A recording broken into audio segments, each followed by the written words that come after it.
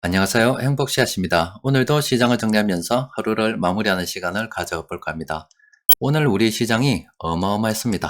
코스피는 3.37% 상승 마감했고, 그리고 코스닥은 3.31% 상승 마감했는데, 수급을 들여다보면 외국인하고 기관들이 거의 1조 7천억 정도 순매수를 했습니다.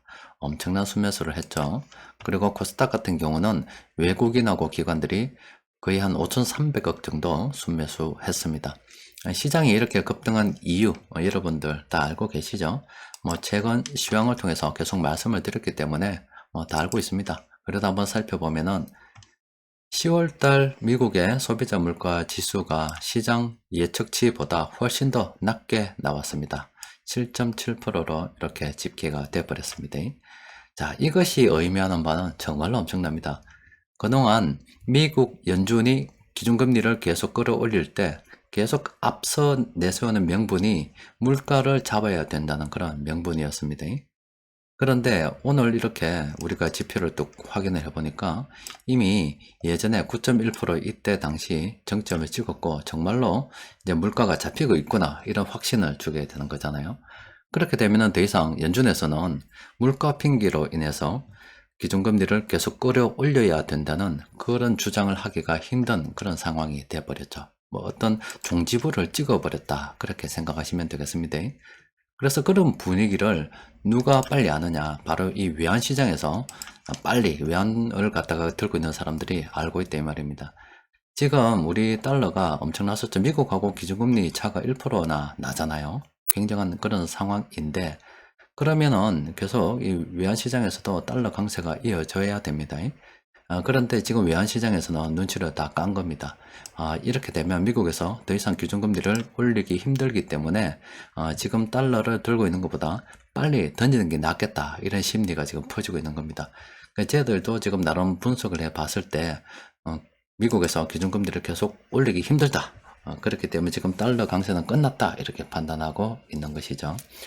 그렇게 되다 보니까 아이고 그동안 돈 가뭄 때문에 우리 주식시장이 좋지 않았잖아요.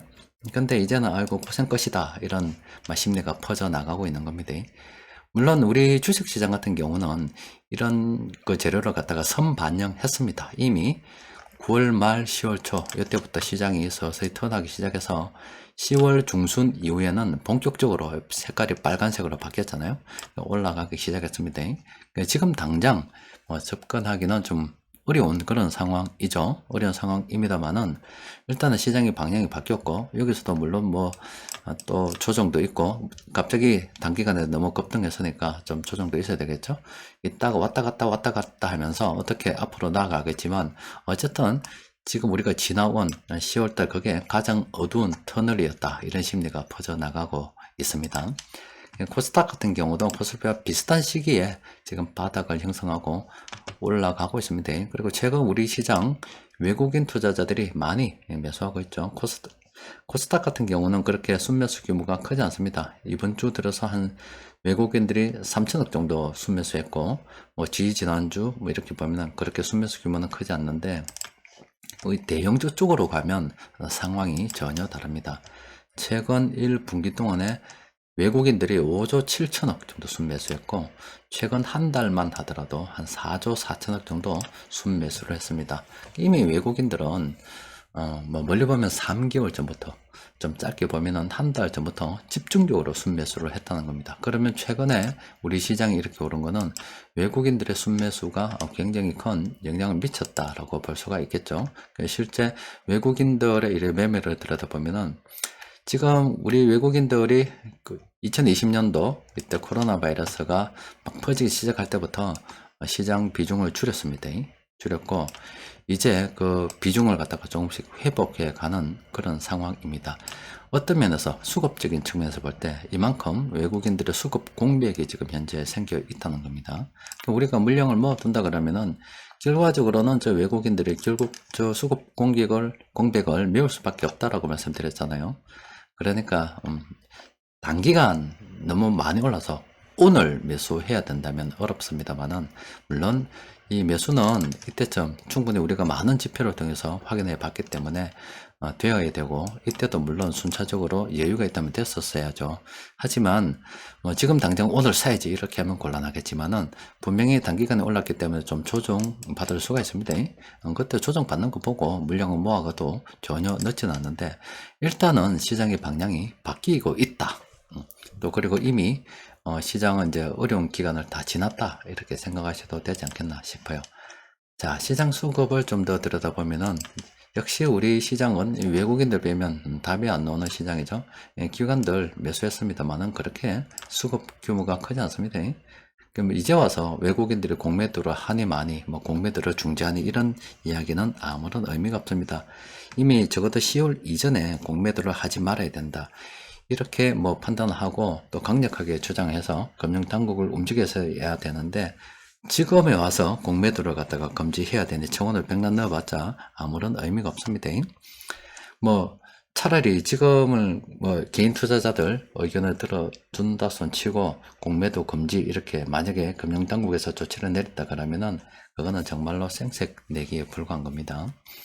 자, 외국인들의 영향력이 이 정도인데, 오늘은 수급이 좀 골고루 퍼졌습니다. 전기전자, 서비스업, 화학, 금융업, 이런 식으로 순매수가 있었습니다.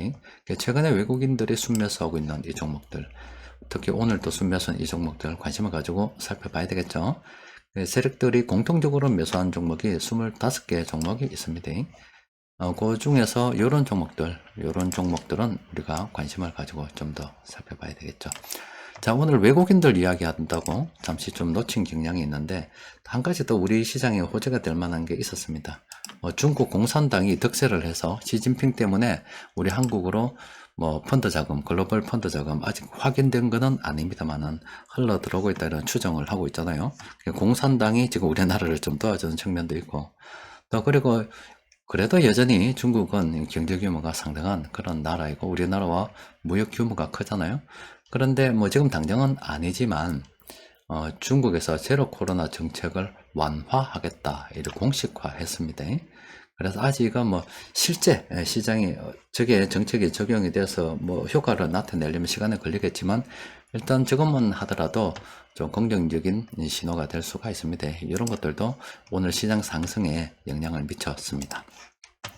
자, 그리고 변곡점 지표를 통해서 살펴보니까 오늘은 세 종목 이렇게 상승 반전으로 분석이 됐습니다. 최근에 시장이 턴할 때 이렇게 분석됐던 요 시기 있죠. 멀리 보면 한 10월부터 갑작스럽게 한 70종목 이런 식으로 상승 반전으로 분석이 됐고, 거의 한 10월 20일경에는 이제 뭐 확실히 종지부를 찍는 시장 방향이 턴할 것이다, 이렇게 분석이 됐잖아요. 하여튼 이럴 때 우리가 쭉 관심 종목으로 쭉 등록해놨고, 이 종목들 때마침 외국인들이 매수하고 또 현금 흐름도 괜찮다 그러면은 적극적으로 좀 달려 들어봐야 되겠죠. 여튼 시장 분위기가 바뀌어버렸습니다. 파월 연준 의장이 좀 곤란하게 돼버렸어요.